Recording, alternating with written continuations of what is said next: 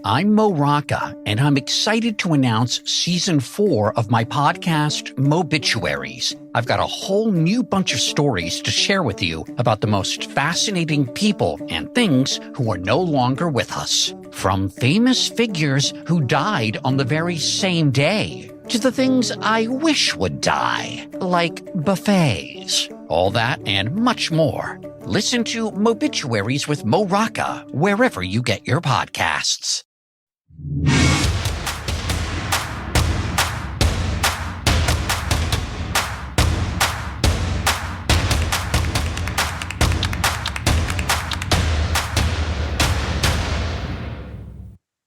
Welcome, one and all, to another episode of the Shed Show edition of the Damage Report. I am John Iadarola, and for the remainder of this week, I will be broadcasting from home. So, some of you might like that. Some of you on the podcast might not even know what I'm talking about. But for those of you watching live, thank you so much for being here, because we have a lot that we're going to be talking about through the course of this show.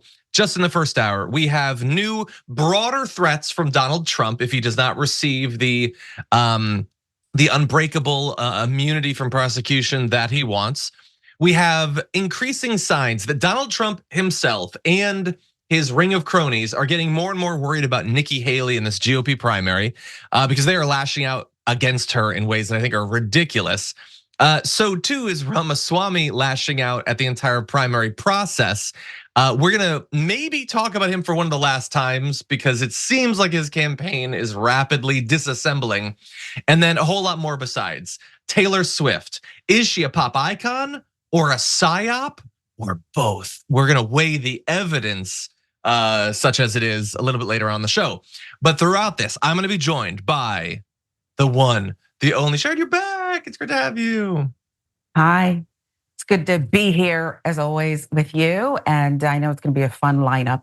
It's going to be a really fun show. 100%. Always enjoy breaking down the news with you. So glad to have you here. You've been super busy on the network the past few months. I feel like every time I pop into Indisputable, I see you there. So it's great that we're getting a renewed chance to get you back on in the news. Yeah, maybe I just intercepted the signal or something. I don't know why they keep letting me come on, but I'm happy to be here. Well, I'm happy to. I'll fight for it. I am seeing some indication that I might be having some kind of audio issues, so I'm trying to track that. So apologies if my audio is going out for anyone, but we're gonna keep on that. The Shed Show is not yet fully armed and operational, apparently, but we're gonna be working on it. Anyway, with all that said, we got a lot to look forward to. Hit the like button if you're on a platform where that makes sense. And with that said, Sharon, you ready to do this thing? I'm ready. Okay, let's do it. We're gonna jump right into this. And I think we're doing very well. I think it's very unfair when a political opponent is prosecuted by the DOJ, by Biden's DOJ. So they're losing in every poll. They're losing in almost every demographic. Numbers came out today that are really very mind-boggling if you happen to be Joe Biden. And I think they feel this is the way they're going to try and win. And that's not the way it goes. That'll be bedlam in the country. It's a very bad thing. It's a very bad precedent. As we said, it's the opening of a Pandora's box, and that's a very sad thing. Mr. President, you just used the word bedlam. Will you tell your supporters now, no matter what, no violence? Well, that's about as clear as it could be. Those are, I guess we're supposed to say, veiled threats of chaos and violence from Donald Trump, but that is a veil that's not really hiding anything. I'd be very bashful if that was the only thing that was protecting me. No, that is Donald Trump saying, if I don't get the immunity that I want, he's, the Court of Appeals is considering his lawyers, I think, deranged case for him to be immune from literally any prosecution of anything unless the Senate were to convict him following impeachment. Unless he gets that, there's gonna be violence. And you might say, well, you've been talking about these threats for a while. Yesterday in the show, John, you talked about the threats, and we did. Those were deranged legal threats against Joe Biden.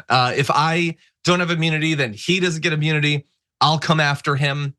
I'm not so much worried about those sorts of threats, partially because I don't super care what ends up happening to Joe Biden. He's not my uncle or anything, but much more importantly, because the things that they claim they will prosecute Joe Biden for are utter nonsense that there's no evidence for. And so they can try to do whatever they want. It doesn't mean that they have a case. This, I think, should be far more concerning for regular Americans. The idea that regardless of what Donald Trump does, if he doesn't get immunity, if he loses one way or the other, there will be chaos. And what do you mean? Do you mean violence? They asked him specifically, will you tell your followers not to engage in violence? And you know what, reporters, do your job, earn your check, sure, ask him that every time. But I got news for you, spoiler alert. He is never going to rule it out because that is the game that he plays. He wants his followers to engage in acts of violence. Individual mass shootings at Walmarts and things like that, but also mass uprisings when politics doesn't go his way. And so you should be very worried about that. We already have a surge of violent political threats that's being tracked. The Washington Post has a great report on it. So we're seeing more of that, more hate crimes. We already have so many cases previously where those who were found to have committed acts of violence and threats and things like that specifically cited their love for Donald Trump and his political ideology. And so this is what I am worried about. Not specifically about what Donald Trump is going to do, although that does need to be tracked and there should be consequences for it, but more so his continued ability to inspire the masses of deluded people who unfortunately follow him to engage in acts of threats, violence, and chaos. And Sharon, we don't yet know what's going to end up happening. It doesn't seem as if this Court of Appeals is buying what his lawyers are trying to sell in terms of presidential immunity. But what is your read on that? Yeah, my read is that they're not going to give him what he wants. And like a little baby, worse, a baby with all these millions and millions of followers, he's going to react to it. And I agree with you. The media, okay, I guess if you want to ask the courtesy question, but don't we already have a blueprint for what's going to happen? The better question is, how much bigger will you go this time with the violence? That's really what they should have asked him. And asking him that kind of question is, I don't know, it's just so silly to me. It's like asking Michael Jordan in his heyday, are you going to take the last shot? He's going to make a mess of things. He's going to keep us all on edge. He's going to have certain people in robes feeling threatened and unable to act. Hopefully the collective people in robes will get together and say, we're going to follow the law, the Constitution, whatever. But these feel like exercises in something we've, been through before. Haven't we been through this before? Yeah, he's kind of on trial for some of what we've already been through before in relation to all of this. And it really does feel at this point like I know that I'm preaching to the choir on this, but are we all just ready to move past this terrible situation we find ourselves in where I'm trying to consider all the different ways that this year could go. So he could be convicted and go to jail for the crimes that he obviously committed. They're not even making the case that he didn't commit the crimes. They're only saying that it shouldn't matter that he did. If that happens, political violence and chaos, which is great. Okay, let's say he doesn't get convicted. Maybe the Supreme Court saves him, or maybe there's no evidence. Maybe he didn't steal the documents, and maybe he didn't try to overturn the election. Sorry. Maybe we were all imagining that. Okay, so then he runs, but he loses anyway. Political violence and chaos. Great. Honestly, though, even if he doesn't go to jail, and even if he does win the election, do you all remember what happened the 4 years that he was president? A massive rise in hate crimes and hate speech and harassment, and yes, violence as well. We still got the violence, let alone how his mismanagement of the pandemic resulted in hundreds of thousands of people needlessly dying. So we're really in a damned if you do, damned if you don't thing. We're stuck between a rock and a fascist place where I can't conceive of what is supposed to happen that gets us through this period of American politics without people being killed. America needs to solve its problem. Other countries did when this whole thing erupted, and Trump had friends like Boris, in the UK, and others. They solved the problem. Even countries that we perhaps don't naturally respect their level of democracy told people that they're not going to be able to run for X amount of years because of what they perpetrated on the people. So we have to walk through the front door on this. And the problem is we do have Trump fatigue. We actually have Trump fatigue and everything else, as you mentioned, pandemic, all the body bags, didn't have enough masks, everything else. I haven't seen Fauci in a good long while. So we're tired of this, okay? But you created the problem, I say collectively, to America, okay? We can't separate those of us who saw a con coming and those of us who didn't. We just can't do that. We have to collectively say, we have to go through the front door and deal with the problem. If a skunk sprays outside your yard, I'm pretty sure in a hot August summer in Georgia, it's going to permeate and it's going to come over into my orbit. You got to deal with it. Yeah. That's a potent imagery in a couple different really ways. Smell bad. Yeah, they do. Yeah, can we just get back to the way politics worked before Trump, which was terrible in its own way, where you had a establishment Republican who was demonizing gay people and promising to pass tax cuts, and then on the other side you had a centrist Democrat who was largely doing the same thing, and then you had a small chance that maybe a progressive would beat the Democrat in the primary, and that was terrible. All that was terrible, but there was less people gunning other people down because they disagree with him. Can we get back to that a little bit?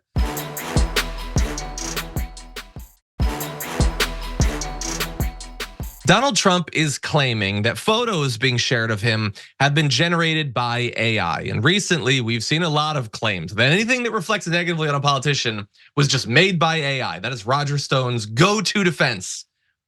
In this case, Trump is right, and that feels very weird to say. So he's attacking Mark Ruffalo for sharing images of Donald Trump on a plane, supposedly one of Epstein's planes, surrounded by children. Here's what the photos look like. You can see the tweet from Mark Ruffalo, actor and activist, saying, "Gross. MAGA wants to paint everyone on these flights as pedophiles, except the one guy who smiles at a group of young girls all headed to Epstein's fantasy island with him. My bet is there are some decent Republicans left in America that may think this is going too far." Well, that was going too far because those images are fake. By the way, if you're familiar with AI image generation, you can they have a characteristic way of doing things that it should be fairly obvious. And I would also say, by the way, I like Mark Ruffalo. I like a lot of what he does in politics. I feel like if you think that there are images showing Donald Trump on Epstein's plane with little girls going to the island, that's probably gonna be on the New York Times. I don't think you need to find that on a tweet at this point. And don't trust things on Twitter. You already should have had skepticism a few years ago. Now, don't trust a damn thing that you see on Twitter. So if it's too good to be true, perhaps it's too good to be true, is what I would say. In any event, he has apologized and issued a correction saying, "Sorry, folks, apparently these images are AI fakes.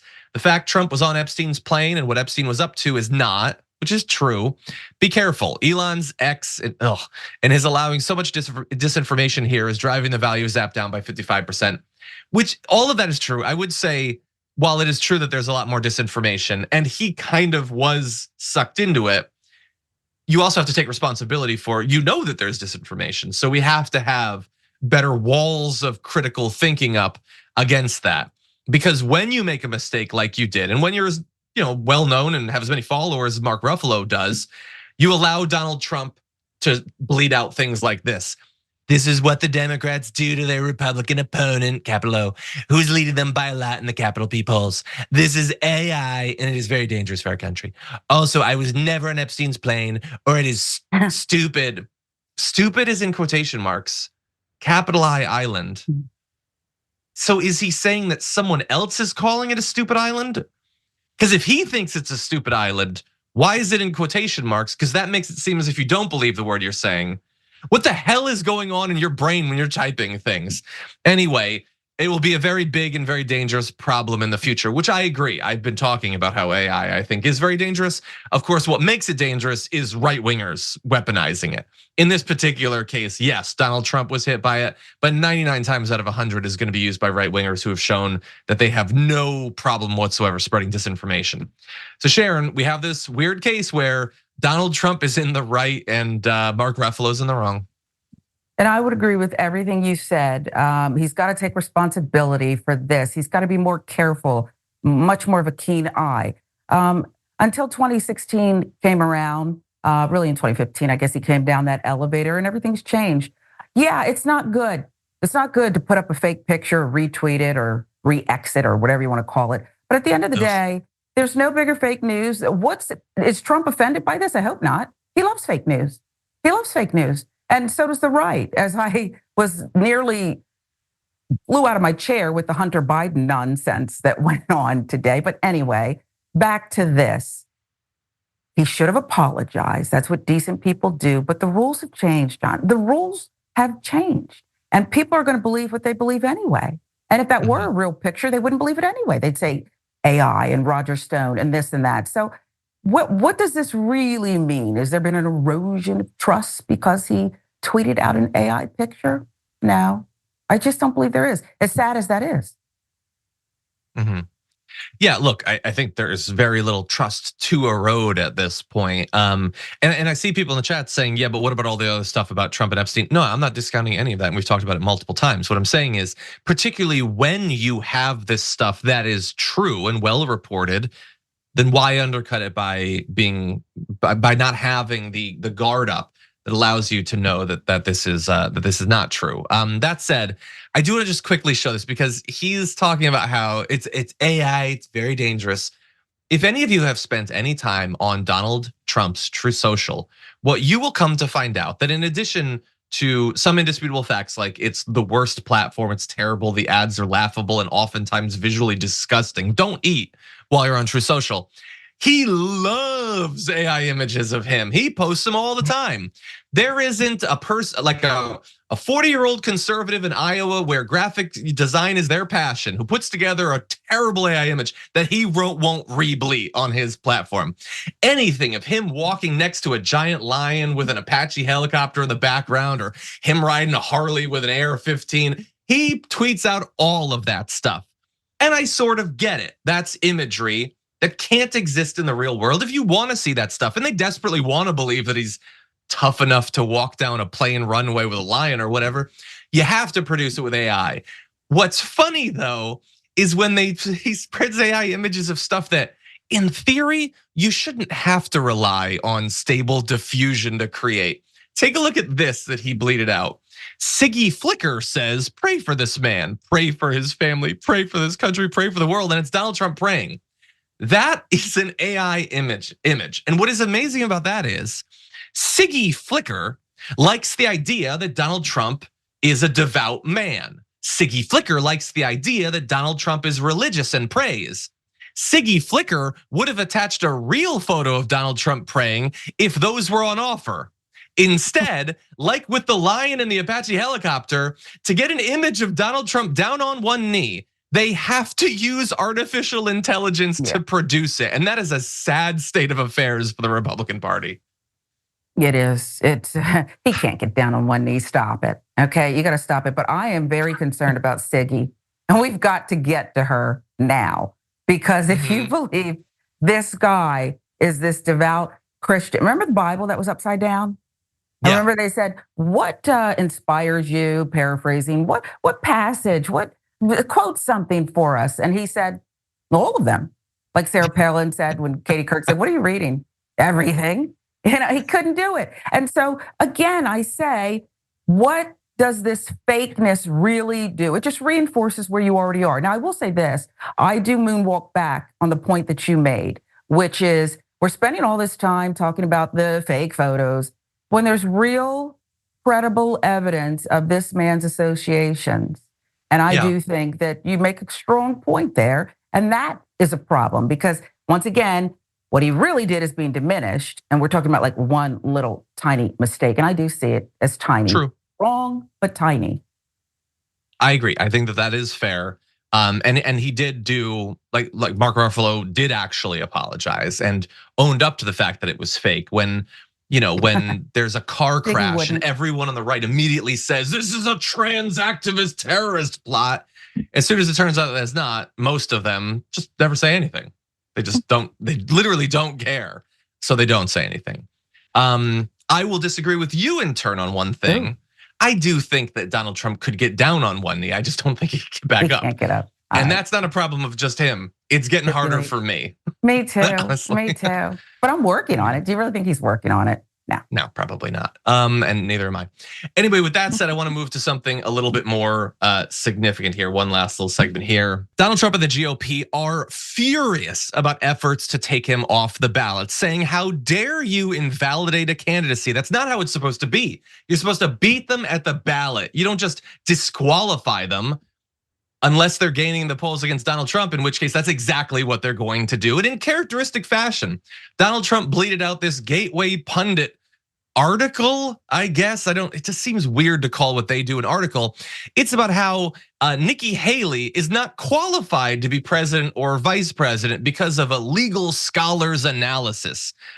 And that is Donald Trump saying that her parents were immigrants and thus, I don't think she gets to be president. Look, there's a simpler version of this, and we've learned it over the years with Donald Trump.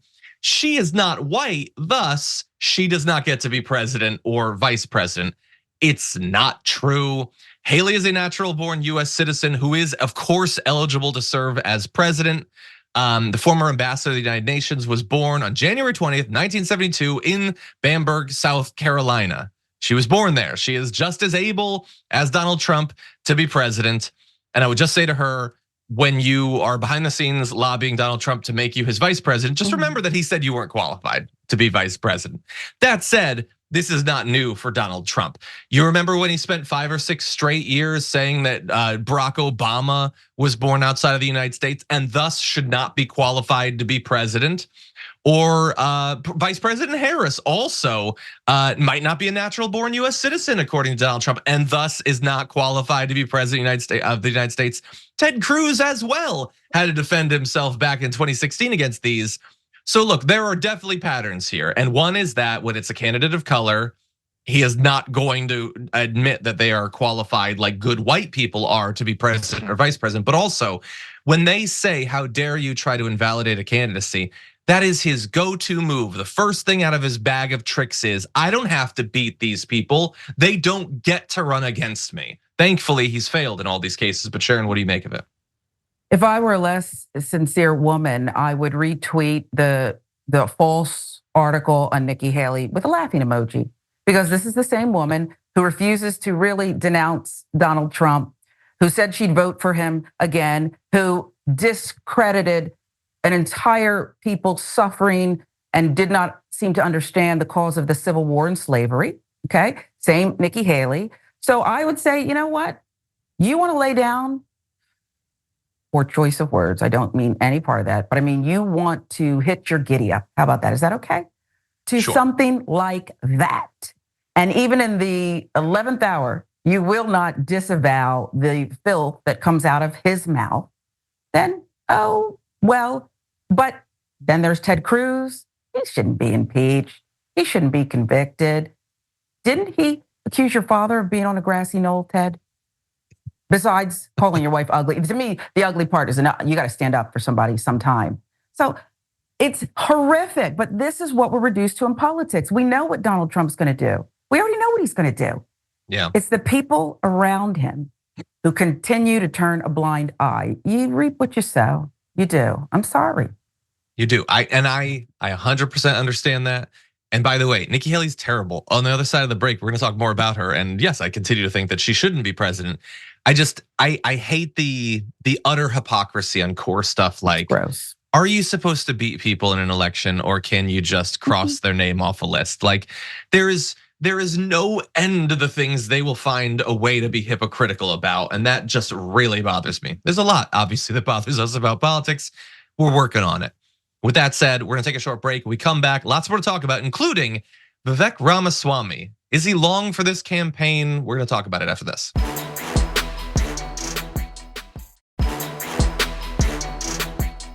We didn't really coordinate on this, but can we do Big News Wednesday? I don't. It's good. Let's do it.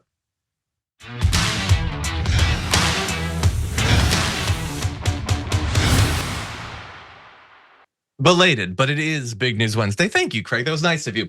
Okay, with that said, why don't we jump into the state of the Republican primary race with just days to go until the Iowa caucuses. Let's get into it. I'm not a candidate. As my kids would say, that's my jam. I'm Vivek Ramaswamy, and I approve this message. The mainstream media is trying to rig the Iowa GOP caucus in favor of the corporate candidates who they can control. Don't fall for their trick.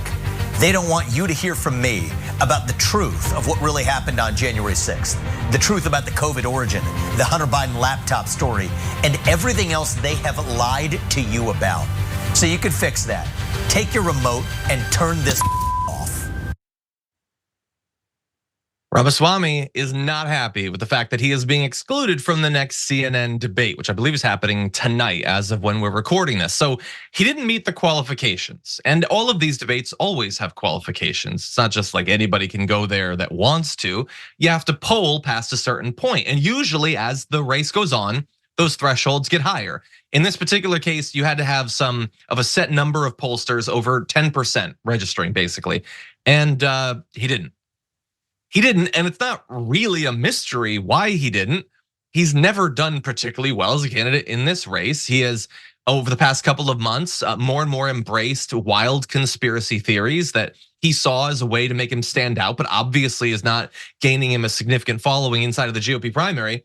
So because he's not allowed on the debate stage, it's just going to be Ron DeSantis and Nikki Haley. He wants everyone to turn it off.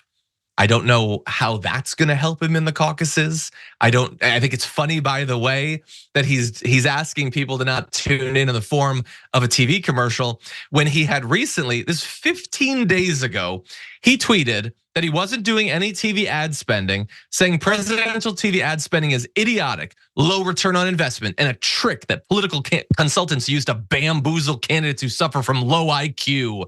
We're doing it differently for the next 15 days. And then immediately he's back to doing the idiotic spending, demonstrating that in his own words, he has a low IQ. Sharon, it doesn't seem as if the campaign is going well for him. Earlier this week, there were some reports of staffers for the Ramaswamy campaign are applying for jobs elsewhere. It doesn't seem like he's gonna last long. What do you think? What do you think about this strategy of trying to get people to tune out of the debates? It seems silly, but maybe the joke's on all of us, including those staffers who are leaving. I mean, he has Jake Paul now stumping for him. So things could turn around.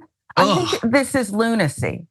It's actually lunacy. And the guy is a walking contradiction. We won't miss him on the debate stage. Frankly, the debate, and I'm in a very cynical mood, and I don't know if you're picking up on it, but the debate is not going to be worth watching anyway, because no one's going to say anything about how they differ from Donald Trump, except, I just think it's time to move on and let him deal with how many indictments is it now? But Vivek is just all over the place. And I think that he will stay in like one of those little fruit flies that you can't get rid of. Even when you buy all these concoctions, you cannot get rid of these fruit flies. That's him. So he'll be back and he will reinvent himself again and again and again. And he's not going away. He's been sent here to annoy all of us, and it's not going to end.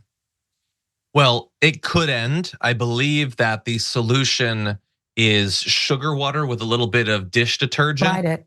I'm telling you. No, didn't work. They start to drink it up. They love it. Okay, it's stronger. They just multiply. Okay. Yeah.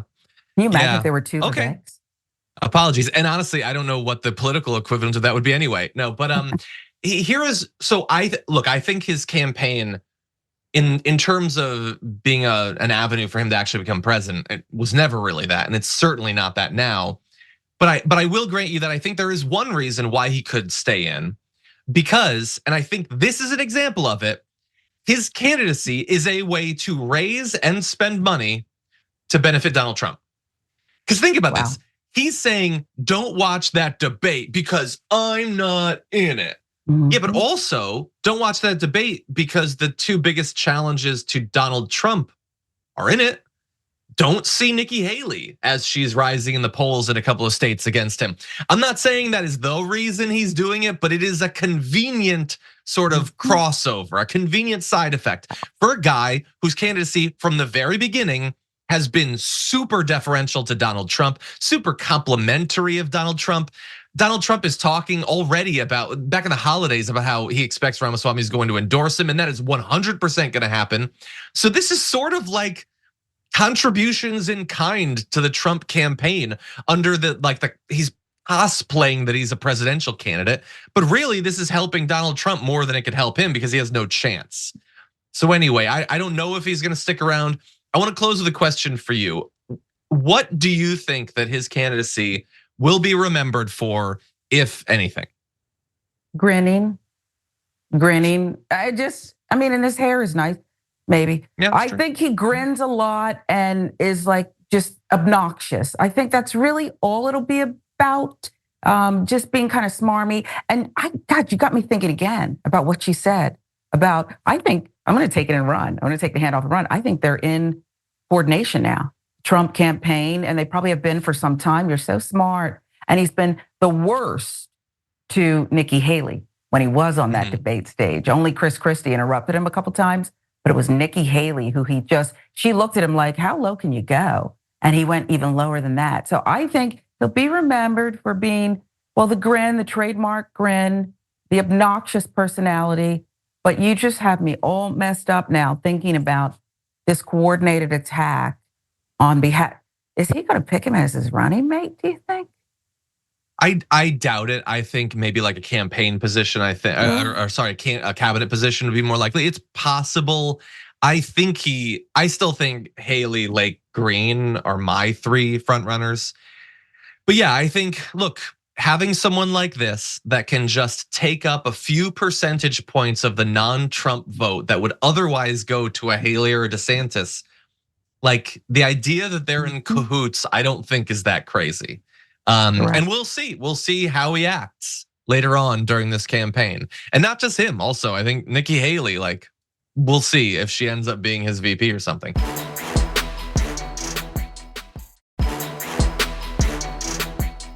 How do you know that the MAGA world is getting worried about Nikki Haley? Well, their attacks against her, which are constant, are becoming even more deranged and fact-free than usual. Take a look at this recent tweet from Marjorie Greene. She's retweeting the libs of TikTok who spread a video that we're gonna show you. And Marjorie Greene is saying, add child sex change surgeries to the list of reasons no one should support Nikki Haley. Okay, the idea being Nikki Haley supports child sex change surgeries, thus she's disqualified. Here is the video, the exact video, the entirety of it that libs of TikTok put out.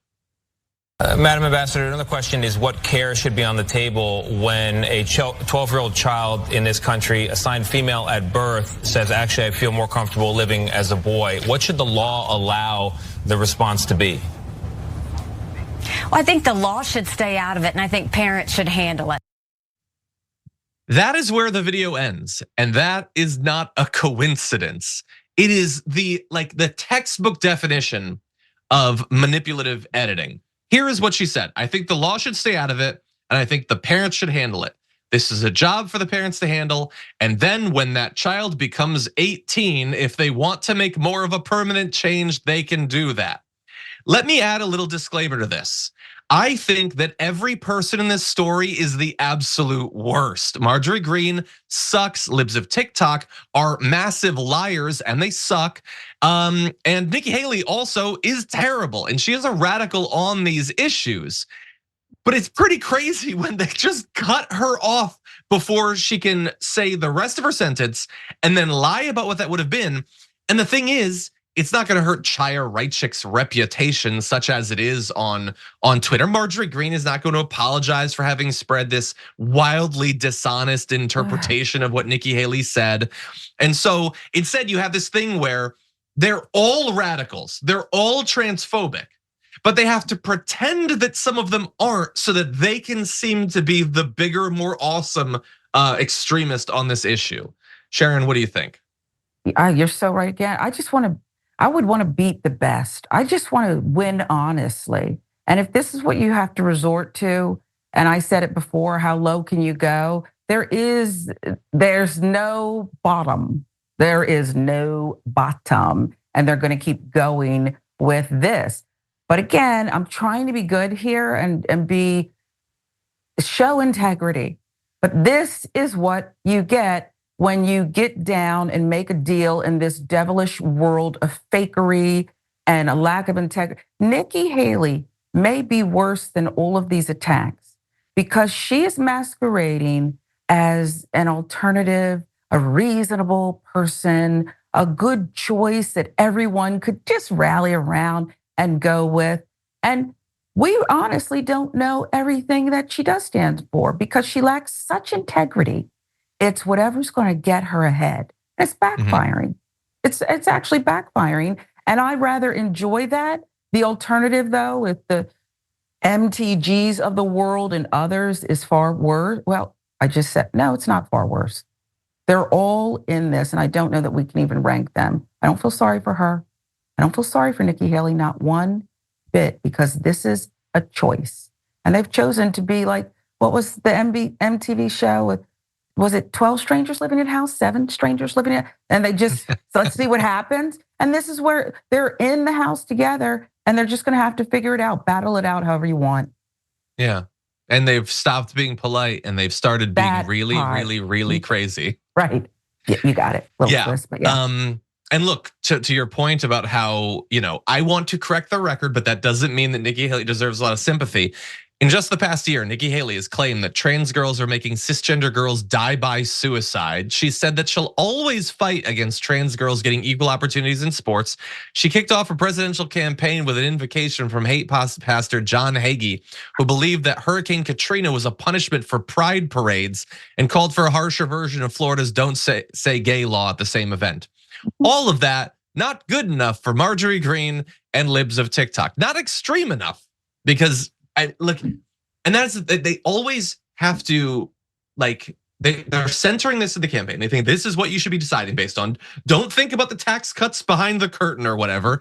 Don't think about the fact that your minimum wage is never gonna go up and you're never gonna be able to afford a home and all that stuff. Instead, focus on this and pretending that things are happening and at higher rates than they actually are. And it reminded me, by the way, I just wanted to remind everyone, do you remember when Matt Walsh was on Joe Rogan and he was talking about hormone therapy for kids?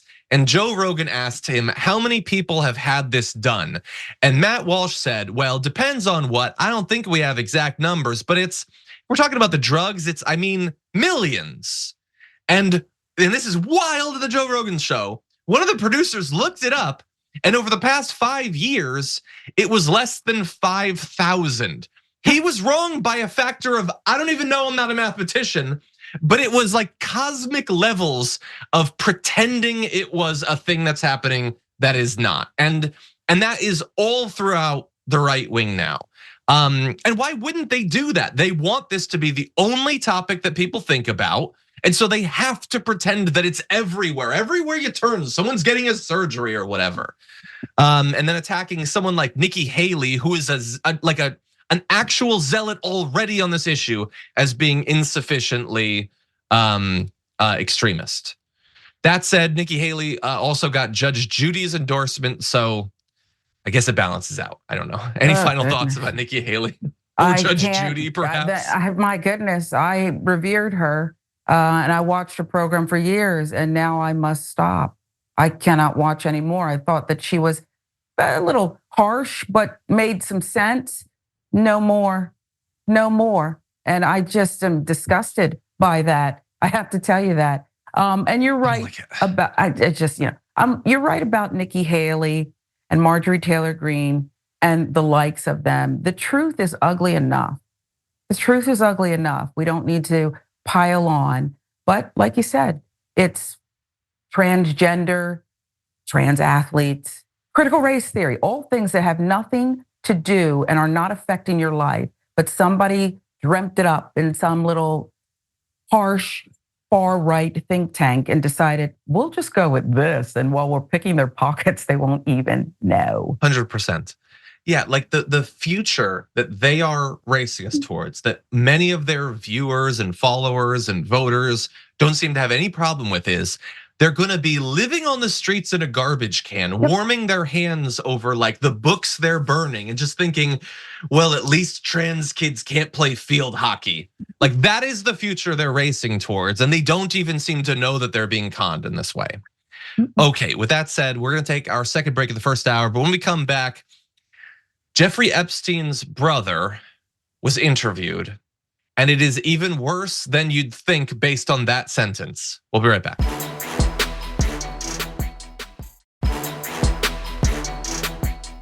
I'm gonna try not to engage with all the very interesting commentary that's going on about Worf and Chewbacca in the chat right now, because we have to get to news, but I really want to talk about it more. But anyway, thank you everyone for being here. We're gonna get into weirder territory, starting with this. You hear all these allegations that he was providing women, some of age, some not of age, to other men to compromise them. Does all that surprise you, or you hear about that and you kind of go, gee, there was always something about him that as a brother, you go, that kind of makes sense? No, it doesn't make sense to me. I think he was just, like you said, he was just having a good time. Jeffrey liked to have a good time. And unfortunately, he chose to do it. Hold on. There's a big difference, though, between having... I wasn't there, so you're asking me to speculate, and I really don't want to speculate because I wasn't there. Okay.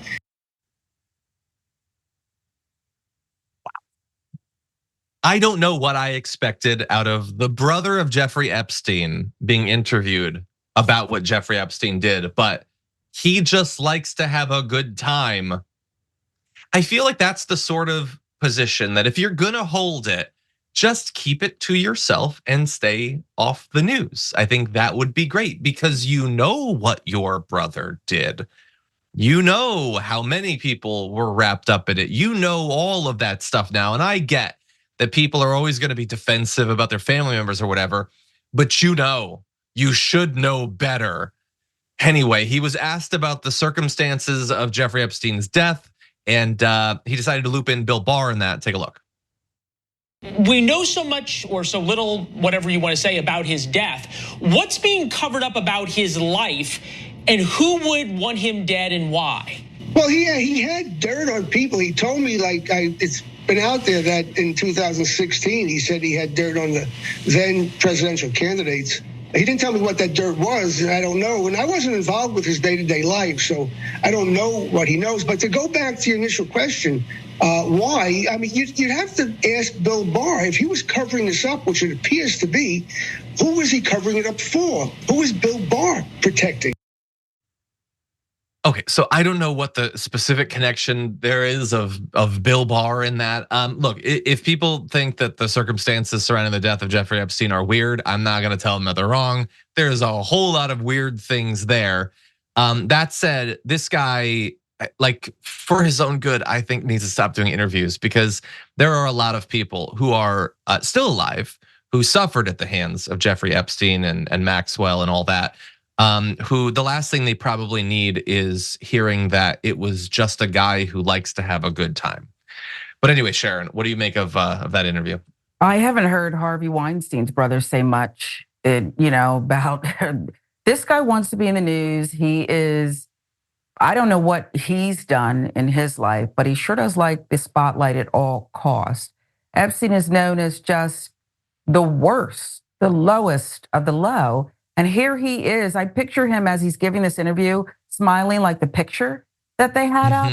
It's just pathetic. And I believe he has, he dances between this where he tantalizes people who are so inclined with, I know some things. And then he says, well, he didn't tell me. And then in other news interviews with other outlets, he'll say things like, what I know could blow up the whole world. I could have destroyed the 2016 campaign. We wish you would have, okay? And would it have worked? But this guy is just to want to have look at me PR on this one. Most people just don't want to be associated. There's some people, families who change their last names so that they are. I don't know about Madoff's family, but they're keeping pretty low, and that's a completely different, this financial gross crime. But he seems to love this association. Probably has a family crest. He probably has a crest on his front door, the mailbox, everywhere. Yeah. In addition to a house that has a name, I'm sure. That's the ultimate rich person move.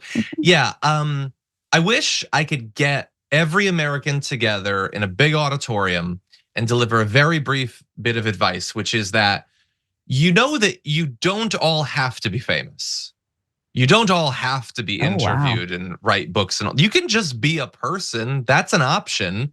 I think everybody thinks that because of the rise of influencers and all that, everybody has to be famous always. That's why politicians, like when they're on the verge of losing a seat or something, they lose their mind because they can't conceive of just being a person again. News anchors too. What's that? Sorry, I said news anchors too, but you're so right. It's like, but I think they wonder if they don't become famous, do they cease to exist? I think that's a real question. Yeah, I think a lot of people. I think a lot of people feel that way. Anyway, with that said, we need to move on to our final story of this first hour because it's an important one. I thought about briefly talking about Don Lemon's new show on Twitter or whatever, but we don't have time. We don't have time for that or Chewbacca. So we're moving on to this. The rich have so thoroughly bought out politicians at every level of American politics that they really don't need to hide any of what's going on in the way that they've rigged the economic system. And I want to talk today about one of the most obvious ways that things are set up to benefit the rich and screw over regular people making far less money. And it's state and local tax rates broken down by how much income you have.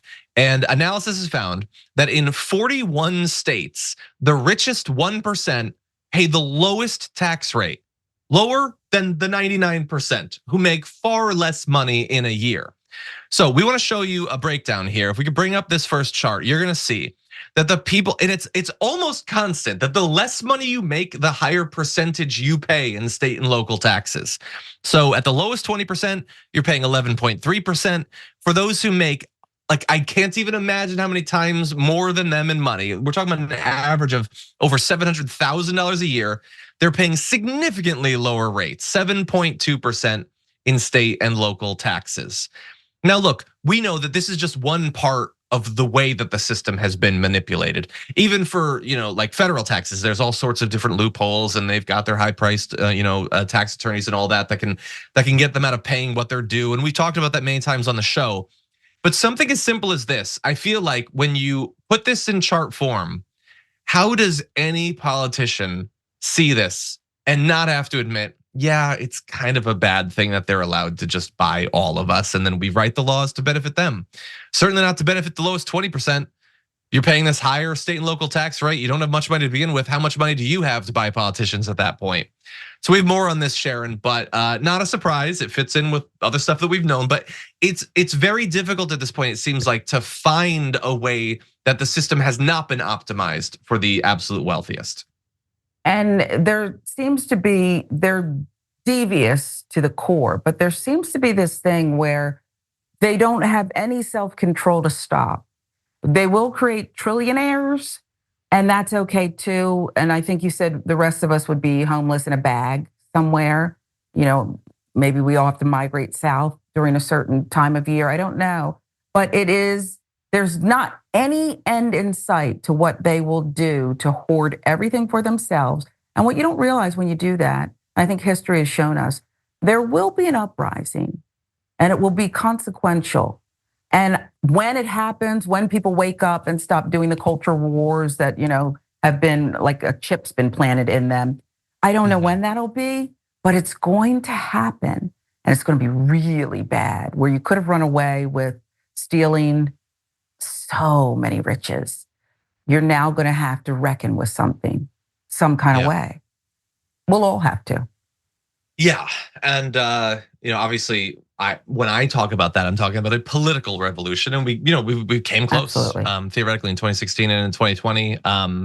Now, I am assuming that those who are entering the voting pool every year, or even more, like, we know how desperate Gen Z and is economically, and how desperate Gen Alpha is going to be. And when you point out that they could have gotten away with stealing so much, I will remind everyone that for a lot of these people, the extra stuff they're stealing, beyond just we could sustain this without an uprising forever, all that extra money it's made up money. It doesn't have any impact on their lives. There's nothing that they can't buy already. The only stuff you can come up with that extra money could help with is genetically, like cloning a unicorn or something. They already have everything, but they have dragon sickness. They want to go to sleep on the biggest possible pile of gold. That's all it is. And they're willing to see you and your families out on the streets so they can have an extra layer of coins at the top of it that they will never spend. And the dragon illness with no cure thus far, I'm gonna put it this way, it may actually end up being a good thing. Because what's going to happen is that's what it's going to take to get someone like a Nina Turner, elected to the White House, to get more people like that in Congress and representing real people and saying, I can do well. I don't have to take all the pie. I can just take a little sliver of the pie and I'm good. I'm plenty full. I think that that's what's the universe has a great balancing act. Not everybody believes God, this or that, but whatever you believe, I'm telling you, the universe has a great balancing act. And what's gonna come of this is you're not gonna be able to impose your will. The people are gonna rise up and they're gonna say, okay, we're gonna find someone and something real. Yeah. Well, unfortunately, the difficult thing is that when it comes to money, they can't just take that small slice of pie. And for me, when it comes to pie, I can't just take that small slice of pie.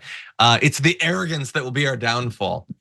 Anyway, that is all the time we have for the first hour of the show, everyone. So if you're listening on the podcast, thank you so much. Remember, every day there is other content going up on our YouTube page that you should definitely check out. And with that, we have more to come after this.